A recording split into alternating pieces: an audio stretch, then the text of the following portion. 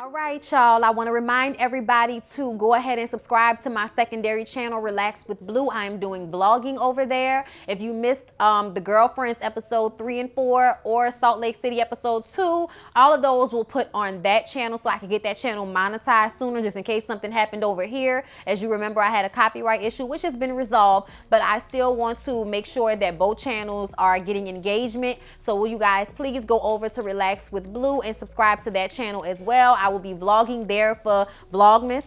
Okay, so that's where all the vlogs will be. This will continue to be review channel, and the vlogs will happen over there on Relax with Blue. So see y'all over there for that. And I just started Hip Hop Tabata 1 and 2, you guys. The 21-day challenge to keep you in shape and in check during these holidays, y'all. Okay, it just started today. It's not too late to sign up. Y'all know, hit my link down below and sign up. Also, don't forget about TLC products, y'all. I swear by the Nutriverse. I swear by that tea, y'all. Okay, when your stomach is going through some issues and you need to get it together, especially if you've been eating all this holiday food, get you some tea, honey. Get that all cleaned up. Y'all use my links down below for everything else. Firmu for the glasses, Pretty Little Thing. But anyway, get down below and check out all the links. Hey everybody, what's up? It's your girl Bondy Blue, and I am back for another Girlfriends review. All right, now y'all, please forgive me for being out of order, but these will be labeled correctly. This is episode 5 and 8 because I skipped episode 5 and went straight to 6 and 7. I'm so sorry about that. I hate that they're out of order, but they were going to be too short in order for me to separate it into one video. So I was just kind of like, you know, well, there aren't really any continuity issues as far as these episodes, you know.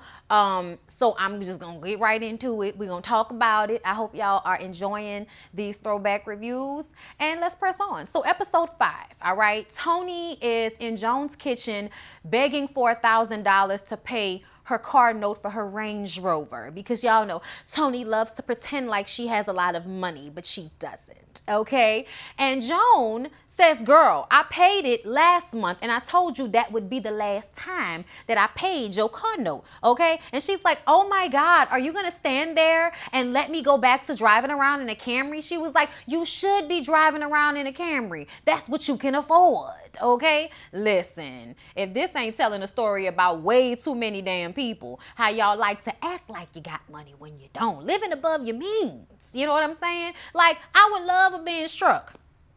I would love a Benz truck. Okay, I would even want I would really want my Jeep Wrangler Sahara Unlimited. Okay, I really do. That's gonna be my next call when I can afford a $800 car note. But I gotta get some of these credit cards down first. You know what I'm saying? Got way too much stuff I gotta pay for. Okay, taxes, IRS. It's too much stress for me to be out here paying expensive ass car notes and possibly getting them, you know, repounded or whatever they call when they take your car away from you. Okay, I've never had that happen to me because I always buy cars that I can afford. Thank you, parents, for the responsibility that you taught me. And apparently Joan's parents taught her responsibility, because you ain't never seen her have to ask nobody to pay none of her bills. Just saying. Joan suggests that because Marcus is looking for a house, that maybe Tony can show him some houses. First, Tony wants to be upset that she didn't already tell her that her man was looking for a house and your best friend is a real estate agent. So since I'm upset about that, why don't you give me the $1,000 and I can just be like, okay, we even. I said, Tony, if you don't get out of my facial with this, Joan said, girl, if you don't get away from me, okay, listen. You need to stop, all right? No, I'm not giving you no more money. I've already given you way too much money over the years. Joan is the friend that's always giving to everybody. So Lynn comes in all late for dinner with some damn lettuce, acting like she did something. And the conversation moves to why Joan is still talking to Marcus and his big hips in the first place. Girl, you know you don't like him. You know you don't really want to be with him. So why is you fool out lying around with him? Shout out to Funky Dineva. I think it's because Tony told her that it was the same thing as her colorism issue. I was like, yeah, no, I don't think so.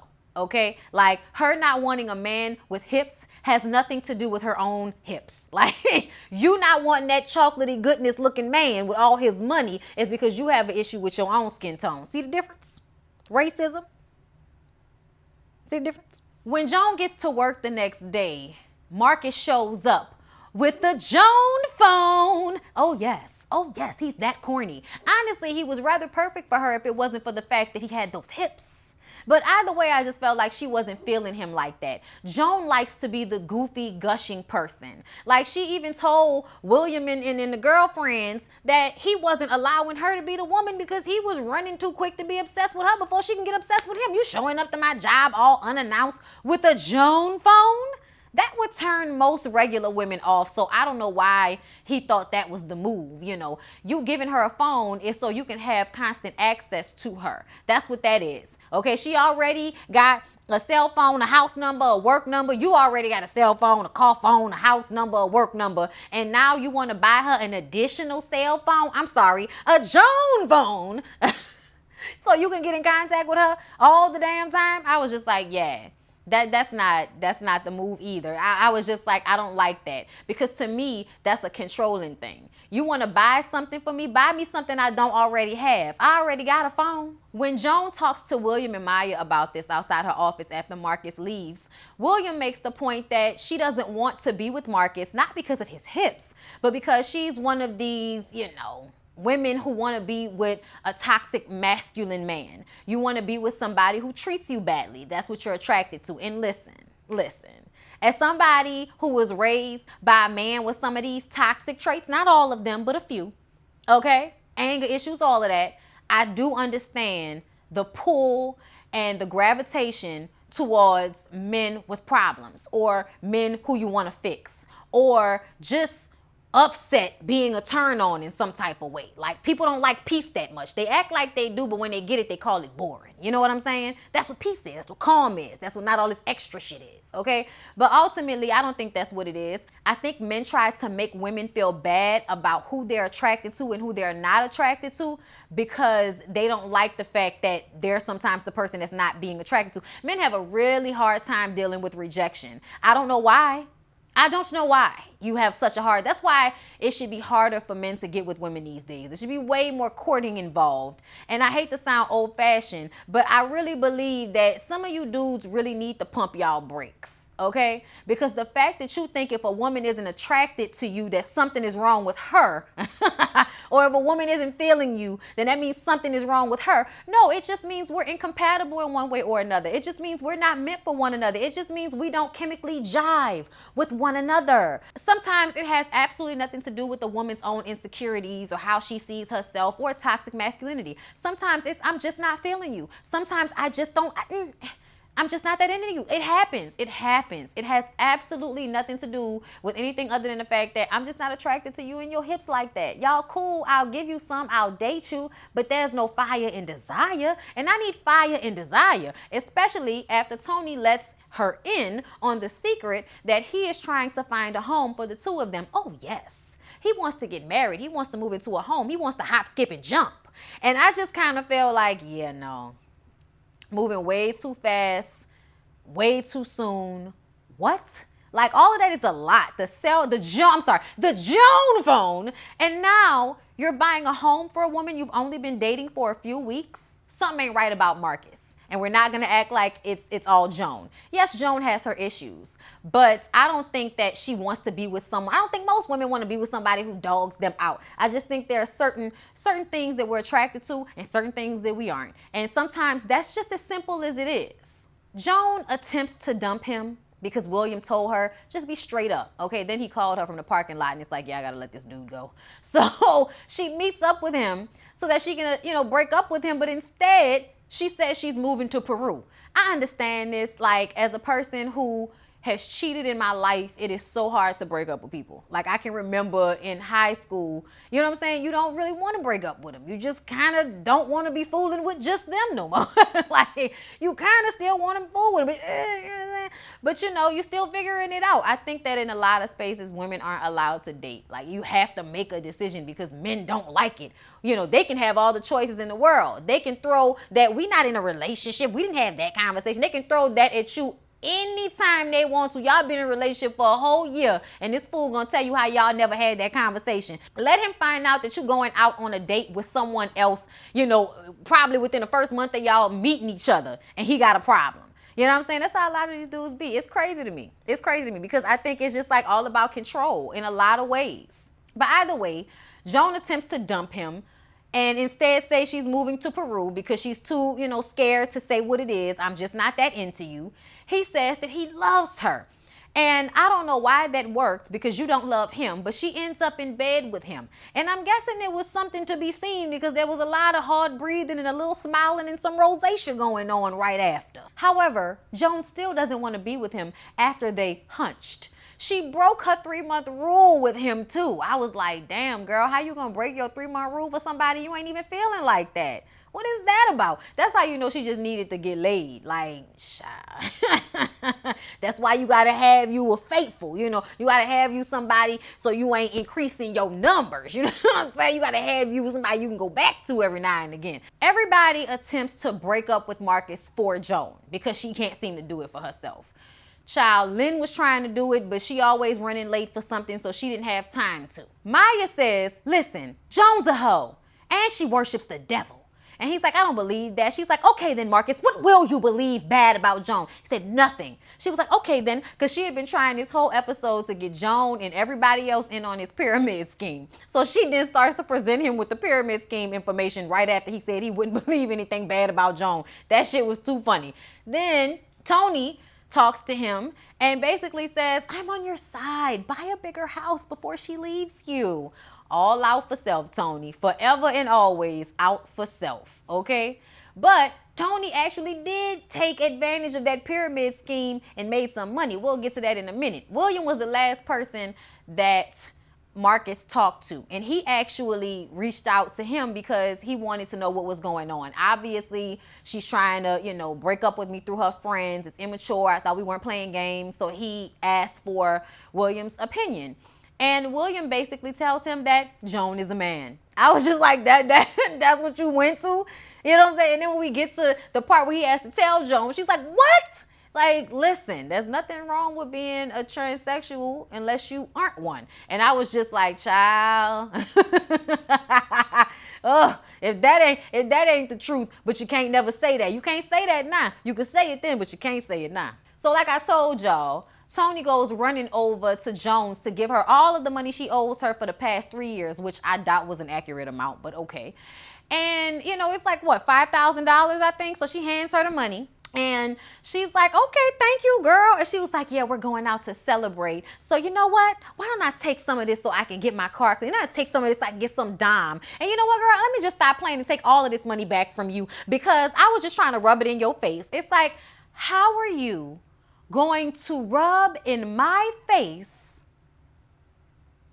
that you gave me the money back that I let you borrow? What? Y'all, Tony is a terrible friend. And I think reviewing this show points out how many times she's been a terrible friend to Joan. And this is one of them times. Use somebody up, never give them their money back, and then dangle the money in their face and then snatch it out of their hand and walk out. I mean, she should be so happy that Joan don't really need that money like that. That's the only reason. I'm sure that Joan, ain't more upset about it. But I was just kind of like, Tony, you need your whole ass whipped for that.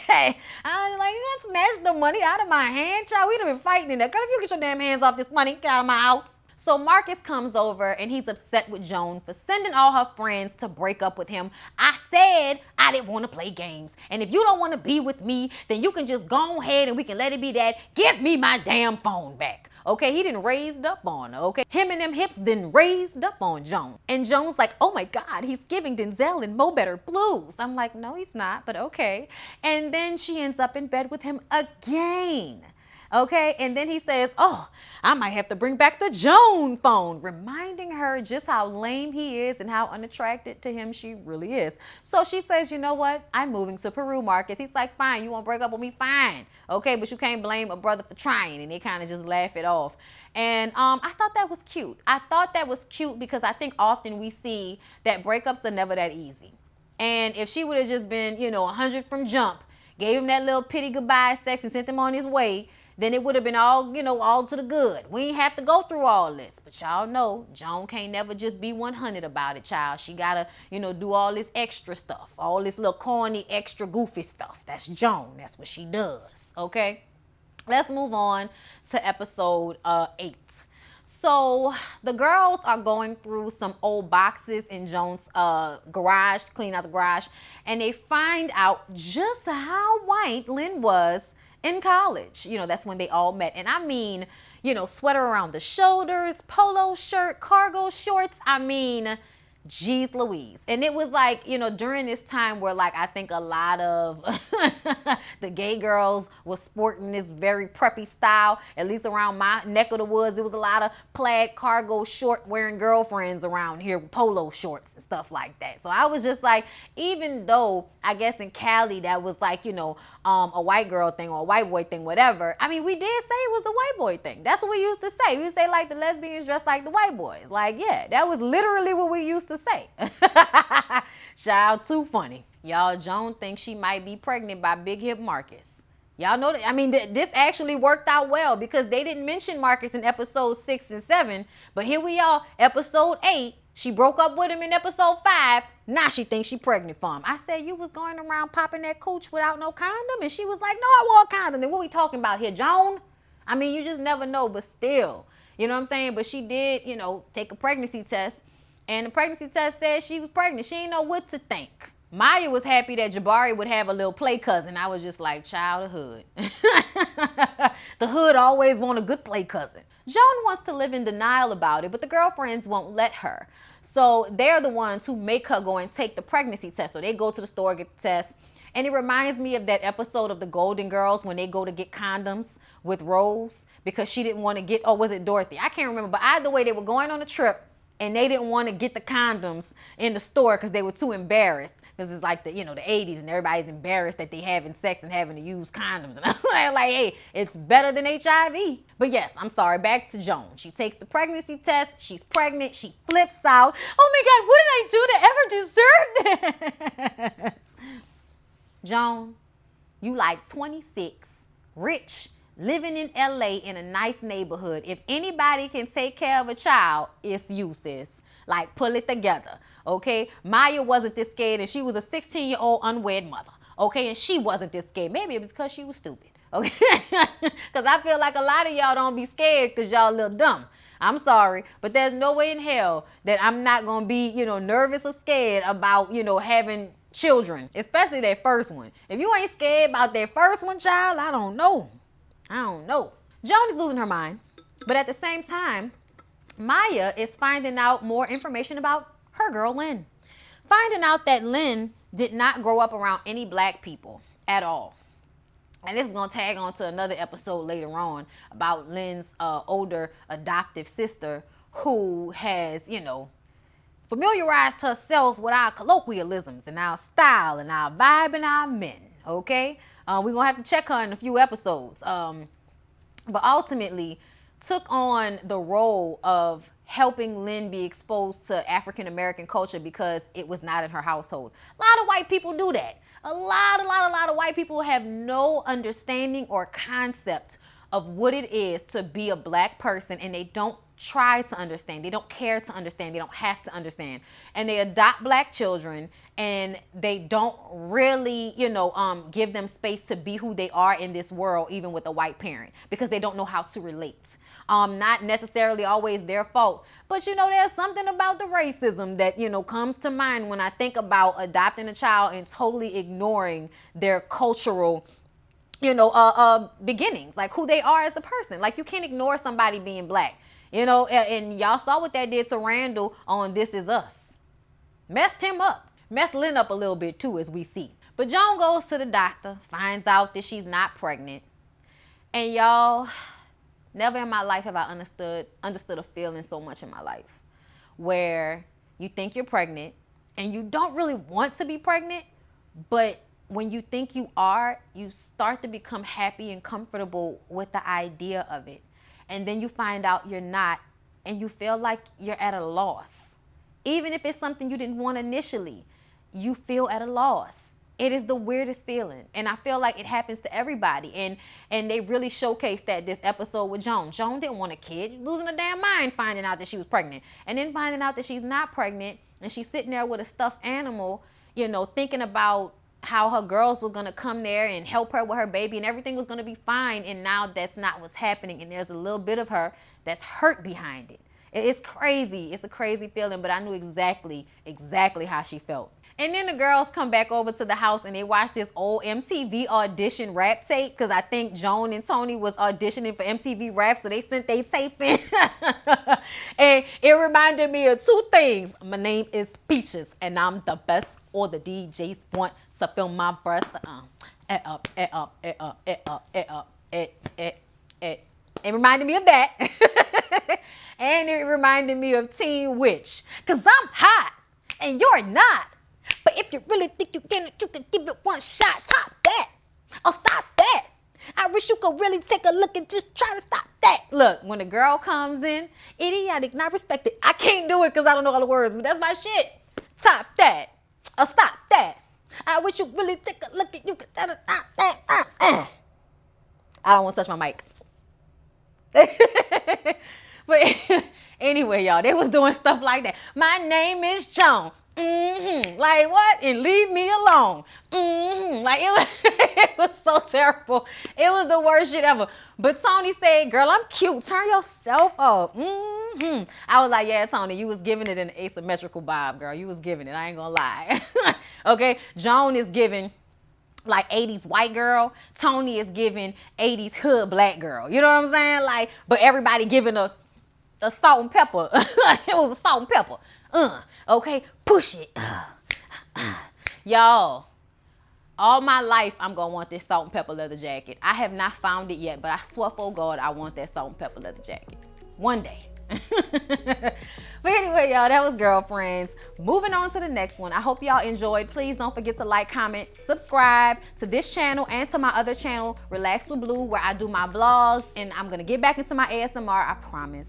But y'all check it out. Don't forget to download Station Head on your Apple and Android devices so that you can join me tomorrow for my first radio show on there. So yeah, probably around like 2 p.m. Central Time. So I hope to see y'all there.